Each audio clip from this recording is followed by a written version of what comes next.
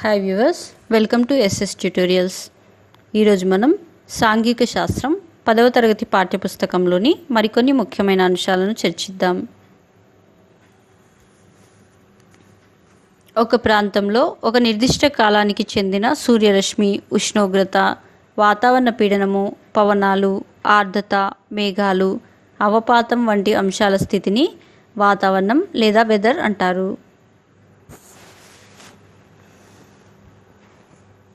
సాధారణంగా ఒక విశాలమైన ప్రాంతంలో 30 లేక అంతకన్నా ఎక్కువ సంవత్సరాల పాటు ఒకే మాదిరి కనిపించేలా ఉన్న వాతావరణ పరిస్థితులను శీతోష్ణ స్థితి లేదా క్లైమేట్ అంటారు.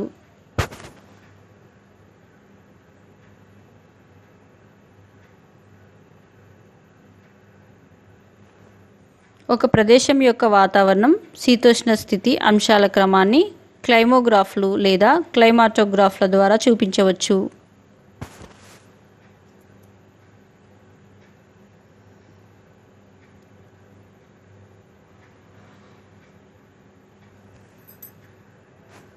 ఒక ప్రదేశం యొక్క నెలవారీ సగటు, అత్యధిక ఉష్ణోగ్రతలు, అత్యల్ప ఉష్ణోగ్రతలు, వర్షపాతాలను క్లైమోగ్రాఫ్లు సూచిస్తాయి. శీతోష్ణ స్థితిని ప్రభావితం చేసే అంశాలను శీతోష్ణ స్థితి కారకాలు అంటారు. అవి 1. అక్షాంశం లేదా భూమధ్య రేఖ నుంచి దూరం. 2. భూమికి నీటికి గల సంబంధం. 3. భౌగోళిక స్వరూపం. 4. ఉపరితల గాలి ప్రసరణ.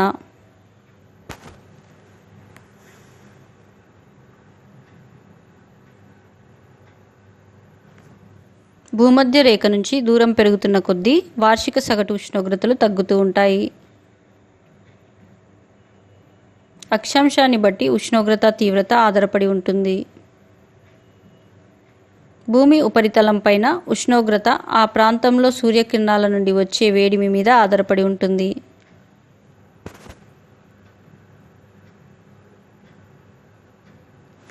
భూమధ్య రేఖ నుండి ధృవాల వైపుకు వెళ్తున్న కొద్దీ సగటు వార్షిక ఉష్ణోగ్రతలు తగ్గుతూ ఉంటాయి.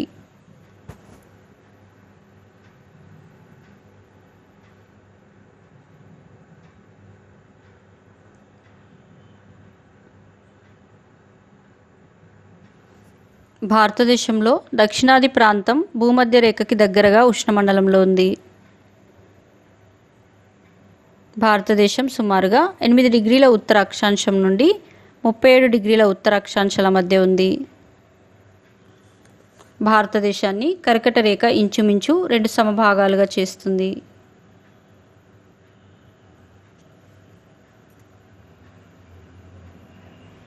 కర్కట రేఖకు దక్షిణ ప్రాంతం ఉష్ణమండలంలో ఉంది.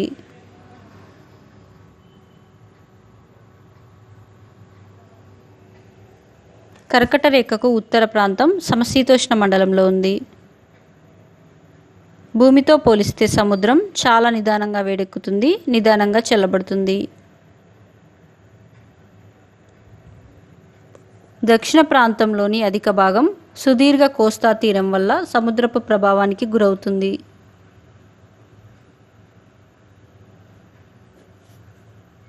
దీనివల్ల పగలు రాత్రుల ఉష్ణోగ్రతలలో అంతగా తేడా ఉండదు. దీనినే సమశీతోష్ణ స్థితి అంటారు.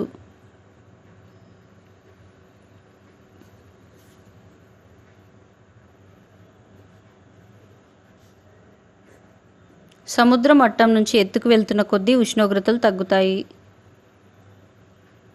మైదాన ప్రాంతాల కంటే కొండలు, పర్వతాల మీద ఉష్ణోగ్రత తక్కువగా ఉంటుంది.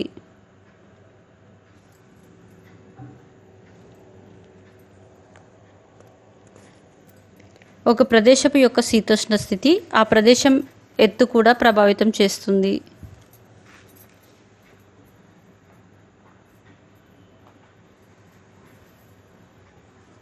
హిమాలయ ప్రాంతాలలోని సిమ్లా, గుల్బర్గ్, నైనితాల్, డార్జిలింగ్ వంటి వేసవి విడిదిలలో, పశ్చిమ కనుమలలోని కొడైకెనాల్, ఉదగమండలం వంటి ప్రాంతాలలో వేసవిలో ఉష్ణోగ్రతలు చాలా తక్కువగా ఉంటాయి.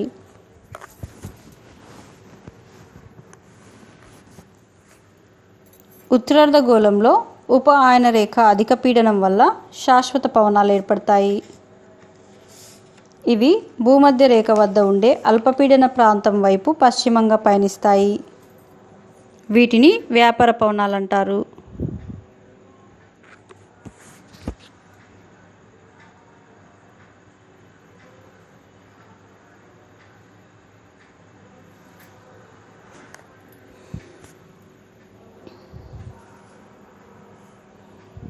వ్యాపార పవనాలను ఇంగ్లీష్లో ట్రేడ్ విండ్స్ అంటారు. ట్రేడ్ అన్న జర్మన్ పదానికి ట్రాక్ అని అర్థం. శుష్క ఈశాన్య పవనాల మేఖలలో భారతదేశం ఉంది. భారతదేశ శీతోష్ణ స్థితి ఉపరితల వాయు ప్రవాహాల వల్ల కూడా ప్రభావితం అవుతుంది. ఈ ప్రవాహాలను జెట్ ప్రవాహాలు అంటారు.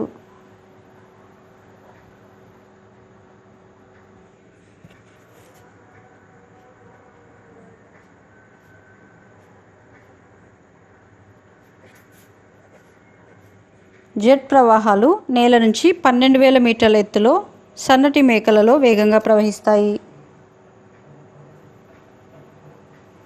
జెట్ ప్రవాహాల వేగం గంటకి వేసవిలో 110 కిలోమీటర్లు, శీతాకాలంలో 184 కిలోమీటర్లు ఉంటుంది. 25 డిగ్రీల ఉత్తర అక్షాంశం వద్ద తూర్పు జెట్ ప్రవాహం ఏర్పడుతుంది.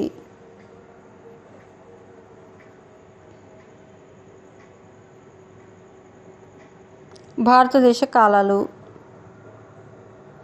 చలికాలం.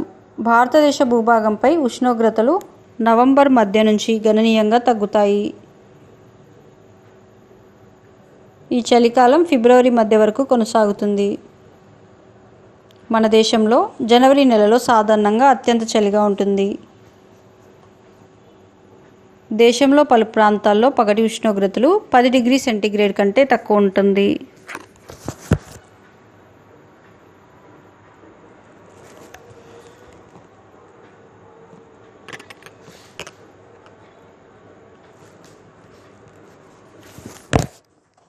శీతాకాలంలో నిర్మలమైన ఆకాశం, గాలిలో తక్కువ తేమ శాతం, చల్లటి గాలులతో వాతావరణం ఆహ్లాదకరంగా ఉంటుంది.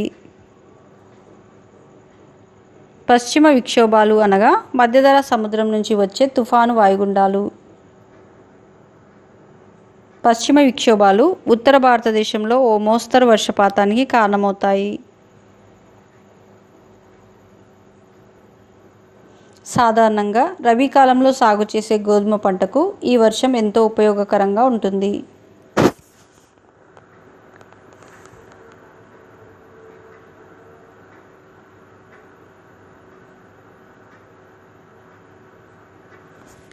ఉత్తరార్ధ భూభాగంలోని వ్యాపార పవనాల మేఖలలో భారతదేశం ఉంది. ఈశాన్య గాలుల బంగాళాఖాతాన్ని దాటే క్రమంలో తమిళనాడులోని కోరమండల్ తీర ప్రాంతంలో కొంత వర్షం కురుస్తుంది.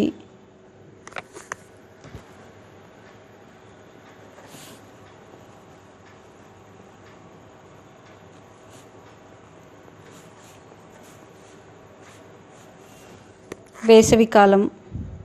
ఉత్తర భారతదేశ మైదానాలలో గరిష్ట ఉష్ణోగ్రతలు ఏప్రిల్ నుండి క్రమేపీ 37 డిగ్రీల సెంటీగ్రేడ్ దాటుతాయి. మే నెలలో వాయువ్య మైదానంలోను, మధ్య భారతంలోను పగటి ఉష్ణోగ్రతలు 41 డిగ్రీల నుంచి 42 డిగ్రీల సెంటీగ్రేడ్లు నమోదవుతాయి.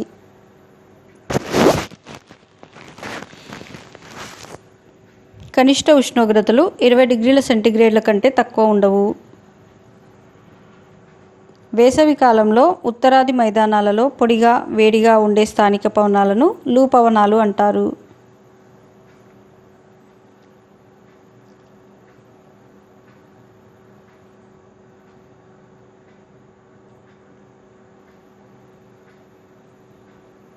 వేసవి ముగిసే సమయంలో దక్కన్ పీఠభూమిలో తొలకరి జల్లులు పడతాయి.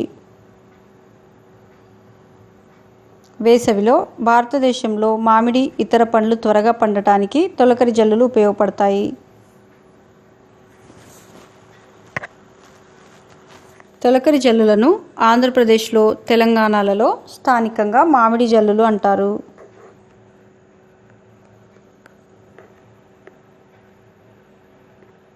గాలుల దిశ మారడాన్ని అరబ్ వర్తకులు మాన్సూన్ అని పేరు పెట్టారు. వీటిని మనం ఋతుపవనాలని పిలుస్తాం.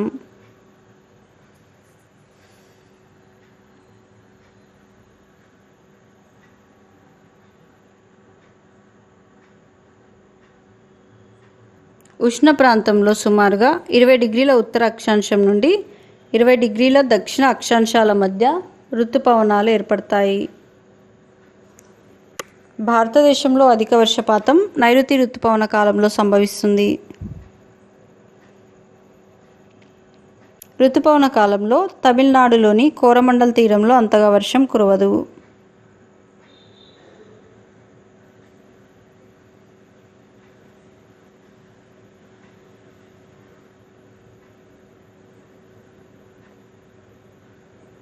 తిరోగమన ఋతుపవనాల సమయంలో ఆకాశం నిర్మలంగా ఉండటమే కాక ఉష్ణోగ్రతలు పెరుగుతుంటాయి.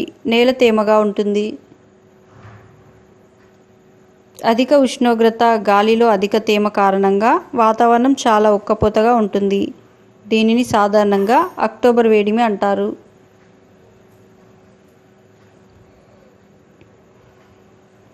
కోరమండల్ ప్రాంతంలో అధిక శాతం వర్షం తుఫానులు, వాయుగుండాల వల్ల సంభవిస్తుంది.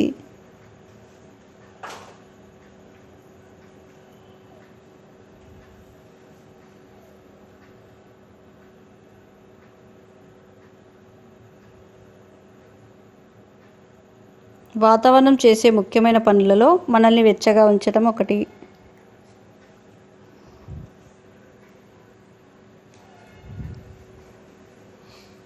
భూమిని చేరుకునే సౌరశక్తి అంతా తిరిగి రోదసీలోకి వికిరణం చెందకుండా వాతావరణం కొంత శక్తిని ఉంచుతుంది. దీనినే హరిత గృహ ప్రభావం అంటాము.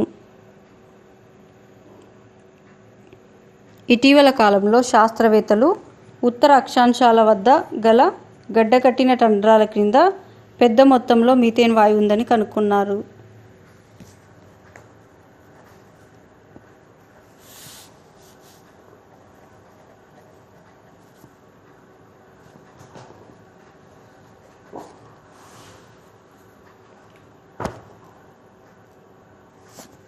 భూగోళ ఉష్ణోగ్రతలు పెరుగుతున్న కొద్దీ టండ్రాలలో గడ్డకట్టిన మంచు మరింతగా కరిగి ఫలితంగా మంచు కింద ఉన్న మీథేన్ వాతావరణంలోకి విడుదలవుతుంది.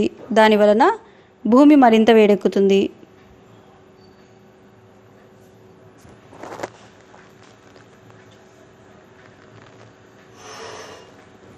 హరిత గృహ వాయువుగా కార్బన్ డయాక్సైడ్ కంటే మీథేన్ మరింత శక్తివంతంగా పనిచేస్తుంది. AGW Anthropogenic Global Warming, IPCC Intergovernmental Panel on Climate Change,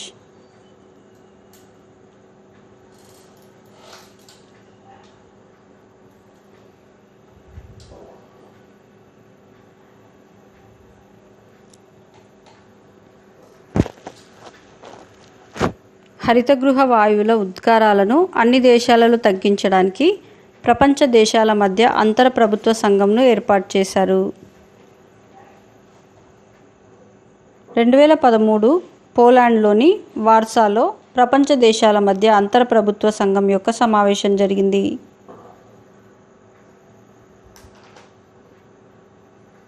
సగటు ఉష్ణోగ్రతలు 20 సెంటీగ్రేడ్లు పెరగడం చాలా తక్కువ అయినా వచ్చే శతాబ్దం ఆరంభం నాటికి సముద్ర మట్టం 1 మీటర్ పెరుగుతుంది.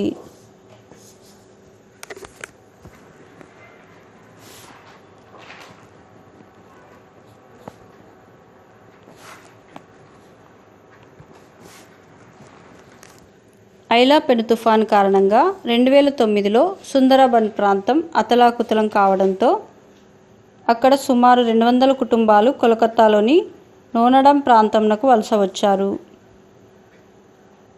కోల్కతా నగరపాలక సంస్థ వీరిని ఖాళీ చేయించడానికి ప్రయత్నిస్తుంది.